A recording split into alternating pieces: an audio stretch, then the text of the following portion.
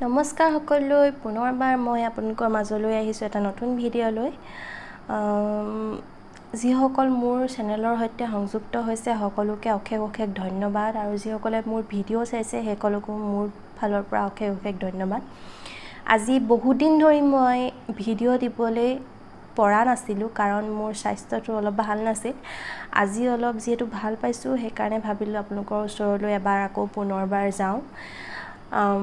আজি মই এটা বেলেগ বিষয় লৈ আপোনালোকৰ ওচৰলৈ আহিছোঁ আগৰ যিবিলাক ভিডিঅ' আছিল তেনেকুৱা ধৰণৰ কোনো ধৰণৰ ভিডিঅ' নহয় আজি প্ৰায় এসপ্তাহতকৈ বেছি হৈছে মোৰ গা ভাল নথকা আৰু এই গা ভাল নথকা সময়টো মই কটাবলৈ এখন বিশেষ কিতাপৰ সহায় লৈছিলোঁ কিতাপ যিহেতু মই পঢ়ি ভাল পাওঁ আজৰি সময়ত আৰু তেনেকৈ বেছিকৈ কিতাপ পঢ়া নাই হোৱা যিহেতু কিন্তু মই কিতাপ পঢ়াতকৈ কিনি বেছি ভাল পাওঁ সেইকাৰণে মোৰ অলপ কিতাপ কালেকশ্যন আছে পাছত মই আপোনালোকক এইখিনি হয়তো দেখাম কিন্তু আজি মই এই এসপ্তাহ ধৰি মই যিখন কিতাপৰ লগত সময় কটালোঁ এই কিতাপখন মই ভাবিলোঁ আপোনালোকৰ ওচৰলৈ লৈ যাওঁ কাৰণ মই পঢ়িলোঁ মোৰ ভাল লাগিল আপোনালোকৰ হয়তো এই কিতাপখন ভাল নালাগিবও পাৰে কাৰণ কিতাপখনত এনেকুৱা কিছুমান কথা আছে বা এনেকুৱা কিছুমান দৃষ্টিভংগী আছে যিবিলাক হয়তো সকলোৱে চুবগৈ নোৱাৰে কিন্তু মোৰ ফালৰ পৰা মই পঢ়ি যিহেতু ভাল পালোঁ সেইকাৰণে ভাবিলোঁ আপোনালোকৰ লগত শ্বেয়াৰ কৰোঁ কথাটো ব'লক তেন্তে মই সেই বিশেষ কিতাপখন আপোনালোকক দেখাওঁ আজি মই লৈ অহা কিতাপখন হ'ল বিখ্যাত সাহিত্যিক লেখিকা মণিকুন্তলা ভট্টাচাৰ্যৰ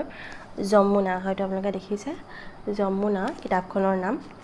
কিতাপখন মই ৰিভিউ দিছোঁ বুলি আপোনালোকে নাভাবিব কাৰণ মই মোৰ অনুভৱৰ পৰা মই পঢ়ি যেনেকুৱা ধৰণৰ অনুভৱ কৰিলোঁ তাৰ পৰা মই কিতাপখনৰ বিষয়ে দুই এটা কথা ক'ম বুলি ভাবিছোঁ যদিও আপোনালোকে পঢ়া নাই যদি পঢ়িছেও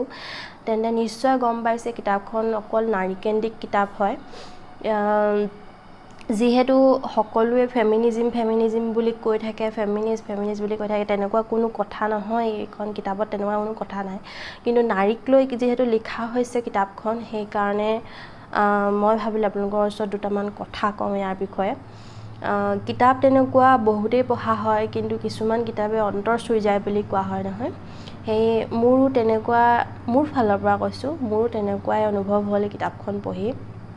যিহেতু কিতাপখন এগৰাকী বিধৱা নাৰীৰ বিষয়ে লিখা আছে আৰু তেওঁৰে জীৱন পৰিক্ৰমাৰ কথা উল্লেখ আছে কিতাপখনত বেলেগ একো ধৰণৰ তেনেকুৱা কথা নাই যে বেলেগ এটা জীৱনশৈলী দেখাইছে বা তেনেকুৱা কোনো ধৰণৰ কথা নাই এগৰাকী বিধৱাৰ কেনেকুৱা ধৰণৰ যন্ত্ৰণাকাতৰ জীৱন তাৰ বিষয়ে কিতাপখনত উল্লেখ আছে আৰু যদি আপোনালোকে এই কিতাপখন পঢ়া নাই নিশ্চয় এবাৰ পঢ়িব সকলোৰে কাৰণে মই প্ৰথমে কৈ দিওঁ যে সকলোৰে কাৰণে হয়তো এই কিতাপখন ভাল নালাগিব পাৰে কাৰণ সকলো মানুহ প্ৰত্যেকজন মানুহেই বেলেগ প্ৰত্যেকৰে ভাল পোৱা বেয়া পোৱা বেলেগ আছে কিন্তু যিসকল মানুহে হয়তো দিনটোৰ ভিতৰত নিজৰ কাৰণে অকণমান সময় উলিয়াই বা যিসকলে নিজৰ কথা ভাবে নিজৰ অন্তৰখনৰ কথা গম পায় নিজৰ অন্তৰৰ লগত কথা পাতে যিসকল মানুহে সেইসকল মানুহে হয়তো এই কিতাপখন ভাল পাব কাৰণ এই কিতাপখনৰ নাম যিহেতু যমুনা আৰু সেই যমুনা বোলা নাৰীগৰাকীৰ অন্তৰৰ কথাহে ইয়াত বেছিকৈ আছে ইয়াত বাহ্যিক মানুহৰ লগত কথা বাৰ্তা খুব কমেই পোৱা যাব কিতাপখনত কাৰণ তেওঁ অন্তৰত যিবিলাক কথা ঘটি আছে বা যিবিলাক তেওঁ চিন্তা ভাৱনা সকলোবিলাক চিন্তা ভাৱনা কাল্পনিক আৰু সেই কাল্পনিক চিন্তা ভাৱনাখিনিৰ ওপৰত এই কিতাপখন ৰচিত হৈছে আৰু প্ৰথমেই কিতাপখনৰ বেটুপাততেই দি থোৱা আছে দেখিছেনে এই বেটুপাততেই দি থোৱা আছে যে য'ত কাহিনী শেষ হয় তাৰ পৰাই টানি নিব লগা হয় যদি প্ৰধান চৰিত্ৰ তেওঁৰ যাত্ৰা কি নাম হ'ব এই গতিৰ এই কিতাপখন শেষ হৈছে মানে মানুহগৰাকীৰ জীৱনৰ পৰিক্ৰমা সেইডোখৰতে স্তব্ধ হৈছে কাৰণ তেওঁ নিজৰ পতিক হেৰুৱাইছে আৰু পুত্ৰক হেৰুৱাইছে এই পতি পুত্ৰৰ লগত যি সংসাৰ আছিল সেই সংসাৰক তেওঁ জীৱনৰ অন্তিম পৰ্যায় সেই সংসাৰ হেৰুৱাই তেওঁ অকলশৰীয়া এটা জীৱন যাপন কৰিবলগীয়া হৈছে তাকো তেওঁ গুৱাহাটী যেন চহৰত থাকি তেওঁৰ কাৰণে কিমান জীৱনটো যন্ত্ৰণাদায়ক হৈছে তাৰ ওপৰত ভিত্তি কৰি কিতাপখন লেখকে লিখিছে আৰু এই কিতাপখনত তেওঁৰ বিষয়ে ইমান বেছিকৈ বিষাদজনক কথা লিখা হৈছে যে তেওঁ পতি হেৰুৱাইছে এটা এক্সিডেণ্টত, যিহেতু অফিচৰ পৰা আহি থকা সময়তে তেওঁ এটা এক্সিডেণ্টত পতি হেৰুৱাইছে। দেউতাকৰ অস্থি নৈত উটুৱাবলৈ নিওঁতে সেই নৈ ঘুলিত পৰি পুতেকৰো দেহাৱসান ঘটিছে। দুদিনৰ পাছত পুতেকৰ মৃতদেহ পাইছে। আৰু সেই আপোনালোকে ভাবক এগৰাকী নাৰীৰ কাৰণে এই জীৱনৰ যন্ত্ৰণা কিমান হ'ব পাৰে। সেই নাৰীগৰাকীয়ে তেওঁৰ জীৱনটো এটা বছৰৰ কথাই কিতাপখনৰ কথা উল্লেখ কৰিছে। এটা বছৰ যিহেতু সেই তেনেদৰে পাৰ হৈ গৈছে, তেওঁৰ অন্তৰত কিমান বেছি বিষাদ ভৰি আছে, কিমান বেছি কাতৰ হৈ পৰিছে তেওঁ নিজৰ পুত্ৰৰ বাবে। এখন কিতাপত সুন্দৰভাৱে লিখা আছে, এগৰাকী নাৰী যেতিয়া বিয়া হৈ যায়, সেই বিয়া হোৱাৰ পাছত তেওঁৰ কাৰণে সেই তেওঁৰ হাজবেণ্ড আৰু তেওঁৰ সংসাৰ বা ল'ৰা ছোৱালীয়ে তেওঁৰ বাবে সৰ্বস্ব হৈ পৰে। আৰু যেতিয়া সেই সৰ্বস্ব পৃথিৱীৰ পৰা আঁতৰি গুচি যায়, তেতিয়া এগৰাকী নাৰীয়ে কেনেধৰণৰ জীৱন কটাবলগীয়া হয়, কেনেকুৱা ধৰণৰ বাহ্যিক পৰিৱেশে তেওঁক আঁকোৱালি ধৰে, কেনেকুৱা ধৰণৰ বিষাদ তেওঁ এই জীৱনটোত ভুগিবলগীয়া হয়, এই সকলোবিলাক এই কিতাপখনত দিয়া আছে। এগৰাকী নাৰী বিধৱা হৈ তেওঁ বিভিন্ন ধৰণৰ মানুহৰ চকু কুটা হৈ পৰিছে, বিভিন্ন ধৰণৰ কথা শুনিবলৈ পায়। তেওঁ এযোৰ ভাল ৰঙীন কাপোৰ পিন্ধিব নোৱাৰে, তেওঁ আনৰ পৰা কথা শুনিবলগীয়া হয়, বা তেওঁ কাৰো লগত হাঁহি মাতি কথা পাতিব নোৱাৰে, তেওঁ আনৰ বেয়া দেখিছোঁ নি এনেকুৱা এটা ভাৱ তেওঁ নিজৰ মনলৈ আহিছে। তেওঁ অন্তৰ্জগতৰ এইখিনি ভিতৰ অহৰহ চলি থাকে, অহৰহ এইখিনি তেওঁ অনবৰতে কিবা এটা পৰিস্থিতি আহিছে, সেই পৰিস্থিতিত তেওঁ পুত্ৰই এই ধৰণৰ কথা এটা কৈছিলে, সেই কথালৈ মনত পৰি তেওঁ ভাবিছিলে তেওঁ পুতেকক যদি আজি ডাঙৰ জীয়াই থাকিলেহেঁতেন এনেকুৱা এটা হ'লহেঁতেন। তেওঁ কিমানখিনি তেওঁ অন্তৰত চলি থাকে, বা তেওঁ পুতেকক বিচাৰি তেওঁ পুতেকৰ প্ৰেয়সীৰ লগতে তেওঁ নিজৰ পুতেক বুলি ভাবি লৈছিলে। তেওঁ পুতেক জীয়াই থাকোঁতে তেওঁ প্ৰেয়সীৰ লগত যিমান আকুলতা আছিল, সেই প্ৰেয়সীয়ে এই যমুনাৰ ঘৰত থাকি যেতিয়া তেওঁ মৃত প্ৰেমিকক বিচাৰি প্লেইন চিটত বিচাৰে, তেতিয়া এগৰাকী নাৰী মাকৰ বাবে কিমান বেদনাদায়ক হ'ব পাৰে। তেওঁ প্ৰেয়সীয়ে মৃত পুত্ৰক যেতিয়া বিচাৰি ফুৰিছে, আৰু সেই প্ৰেয়সীৰ মাজতে যেতিয়া যমুনাই নিজৰ পুতেকক বিচাৰি পাইছিলে, তেওঁ জীৱনৰ অলপ আনন্দ বিচাৰি পাইছিলে, কিন্তু সেই প্ৰেয়সীয়েও তেওঁক বেছিদিন লগ নিদিলে। সেই প্ৰেয়সীয়েও, কাৰণ তেওঁ উঠি অহা ছোৱালী, সেই উঠি অহা ছোৱালীয়ে তেওঁৰ জীৱনত আগবাঢ়ি যাবলৈ বেলেগৰ ওপৰত প্ৰতিষ্ঠিত হ'লগৈ। আৰু সেই তেওঁৰ পৰা আঁতৰি ক্ৰমান্বয়ে প্ৰতিজন মানুহ আহে, তেওঁৰ পৰা আঁতৰি আঁতৰি গুচি যায়। তেওঁ কাক লৈ জীয়াই থাকিব গোটেই জীৱন, কাৰণ তেওঁ এগৰাকী চলিশুদ্ধৰ মহিলা, যিহেতু তেওঁ গোটেই জীৱন পৰি আছে তাৰ পাছত।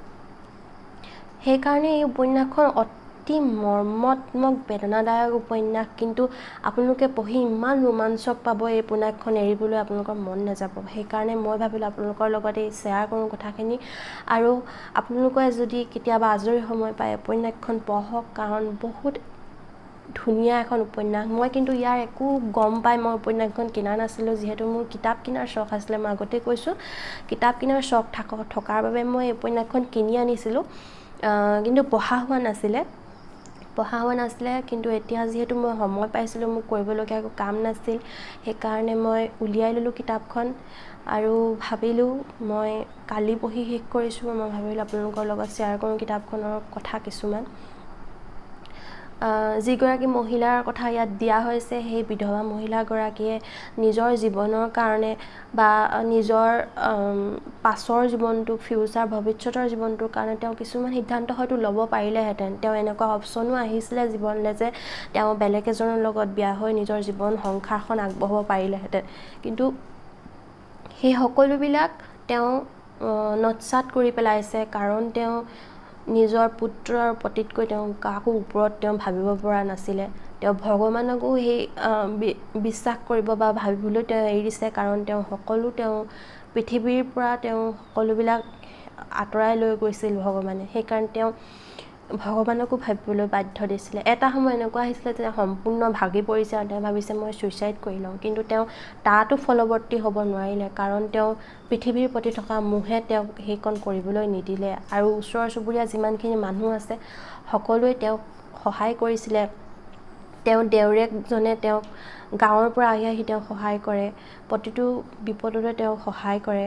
তেওঁৰ লগতে তেওঁ হাজবেণ্ডে যিহেতু এজন অনাথ ল'ৰাক ডাঙৰ দীঘল কৰিছিল বা থাকিবলৈ স্থায়ী দিছিল তাহাঁলোকৰ ঘৰতে সেই ল'ৰাজনে পাছলৈ ড্ৰাইভাৰৰ কাম কৰিছিল তেওঁৰ যমুনা বোলা নাৰীগৰাকী আৰু সেই ড্ৰাইভাৰে যেতিয়া এগৰাকী বিয়া পাতি আনিছিলে ছোৱালী তেতিয়া তেওঁলোকৰ এটা সন্তান জন্ম হৈছিল আৰু সেই সন্তানৰ সময়তে সেই ছোৱালীগৰাকী বা সেই মহিলাগৰাকীৰ মৃত্যু ঘটিছিলে সন্তানটোৰ মাকৰ মৃত্যু ঘটিছিলে তেওঁ যমুনাও তাত অতি অন্তৰ তেওঁ ভাগি পৰিছিলে কাৰণ সেই অকণমানি কেঁচুৱাটো যেতিয়া মাতৃয়ে এৰি থৈ গুচি গৈছিলে কিন্তু সেই অকণমানি কেঁচুৱাটোৰ দায়িত্ব শেষৰ ফাললৈ কিতাপখনত সেয়ে সামৰণি পৰিছে যে সেই অকণমানি ল'ৰাটোৰ নিজৰ ল'ৰাৰ আত্মাত সেই অকণমানি ল'ৰাটোৰ সোমাই আছে বুলি সেই কেঁচুৱাটিত সোমাই আছে বুলি যমুনাই সেই ল'ৰাটিক আঁকোৱালি লৈছিল এইটো মোৰ ল'ৰা মই ইয়াক ডাঙৰ দীঘল কৰিম বুলি তেওঁ এই কিতাপখনত আঁকোৱালি লৈছিলে আৰু সেই তেতিয়াই কিতাপখনৰ সামৰণিও পৰিছে কাৰণ তেওঁ জীৱনত জীয়াই থকাৰ এটা তেওঁ বিশেষ বিষয় তেওঁ বা বিষয় বা যিয়ে নহওক বিশেষ এটা মুখ তেওঁ পালে জীৱনত জীয়াই থকাৰ আৰু সেই লেখকে সেই সিমানতেই কিতাপখনৰ সামৰণি মাৰিছে অতি সুন্দৰভাৱে ইয়াৰ মাজতো বহুত কিবা কিবি কথা আছে তেওঁ বহুতে লগ দিছে আৰু সেই লগৰ পৰাও তেওঁ বিচ্ছিন্ন হৈছে এনেকুৱা ধৰণৰ বহুত কথা আছে পঢ়ি আপোনালোকে নিশ্চয় ভাল পাব কিতাপখন মই কাৰণ আজি এসপ্তাহ দিন মই কিতাপখন পঢ়িছোঁ আৰু মোৰ শেষ নকৰালৈকে মোৰ মন যোৱা নাছিল যে মই কিতাপখন এৰি দিওঁ মাজতে কিছুমান কিতাপ এনেকুৱা লাগে যেন পঢ়ি মাজতে এৰি দিওঁ আৰু নপঢ়োঁ এনেকুৱা লাগে কিন্তু এইখন কিতাপ এনেকুৱা যে আপোনালোকে একেবাৰে এৰিবলৈ মন নকৰিব কাৰণ পঢ়ি থাকিলে ইটোৰ পিছত ইটো ইণ্টাৰেষ্টিং কিবা এটা ওলাই গৈ থাকে আৰু পঢ়ি খুব বেছি ভাল পাব মোৰ ফালৰ পৰা এইটোৱে কৈ যায় আপোনালোকে যিমান পাৰে যদি পাৰে সামৰ্থ্য অনুযায়ী আপোনালোকে কিতাপখন কিনক আৰু পঢ়ি চাওক কিতাপ কিনাটো বা কিতাপ পঢ়াটো এটা বেয়া অভ্যাস কেতিয়াও হ'ব নোৱাৰে আপোনালোকৰ লগ দিব প্ৰতিটো সময়তে সেইকাৰণে মই যিমানখিনি অনুভৱ কৰিলোঁ আপোনালোকৰ আগত যিমান পাৰিছোঁ অনুভৱটো ব্যক্ত কৰিবলৈ চাইছোঁ যদি ইয়াত কিবা ভুল ভ্ৰান্তি হৈছে আপোনালোকে মাফ কৰি দিব বা কেনেকুৱা পালে কমেণ্টত আপোনালোকে জনাব পাৰিব যদি মোৰ ভিডিঅ'টো ভাল পালে লাইক শ্বেয়াৰ কমেণ্ট কৰিব পাৰিব আৰু লগতে মোৰ চেনেলটো ছাবস্ক্ৰাইব কৰি দিব আৰু ওচৰতে থকা বেল আইকনটো টিপি দিব থেংক ইউ আজিলৈ আহিছোঁ আকৌ নতুন এটা ভিডিঅ'লৈ আপোনালোকৰ ওচৰলৈ আহিম ধন্যবাদ